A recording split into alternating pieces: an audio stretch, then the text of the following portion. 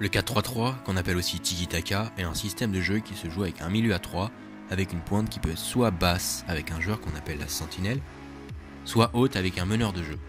Dans cette vidéo, on va s'intéresser à la formation pointe basse. Ce système de jeu se base en grande partie sur des jeux en triangle. Voici les triangles possibles. 4 triangles à former et déformer pour trouver de l'espace. Le plus important, c'est vraiment le triangle des 3 milieux qui doit assurer tout l'équilibre du bloc.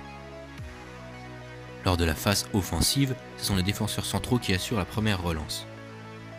Il faut qu'ils soient patients, quitte à faire un peu tourner la balle entre eux, pour pouvoir jouer en avant, dans le bon tempo.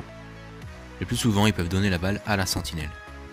Si le 6 ne peut pas jouer face au jeu à cause du pressing effectué par les adversaires, il faut qu'il change de place avec un autre milieu de terrain pour faire tourner le milieu, pour permettre aux nouveaux joueurs en pointe basse de jouer face au jeu.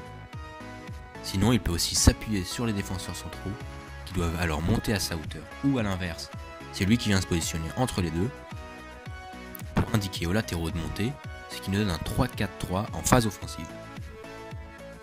Dans cette disposition, les ailiers se recentrent et rentrent dans le cœur du jeu pour attirer au maximum les défenseurs et laisser de l'espace au latéral. Le milieu doit compenser son départ en s'excentrant. Le défenseur central a du coup 4 possibilités de passes intéressantes pour jouer vers l'avant. Il peut la donner au latéral ou au milieu pour jouer sur le côté, il peut faire basculer le jeu, et il peut aussi la donner à l'ailier qui s'est recentré pour lui permettre de percuter et de casser la ligne adverse. Nouvelle action, la sentinelle donne la balle au milieu de terrain. S'il en a la possibilité, il peut se projeter vers l'avant en faisant un appui remise profondeur avec soit le buteur, soit l'ailier. Quand la balle est à cette hauteur, les joueurs doivent prendre des risques et jouer en moins de touches pour accélérer le jeu.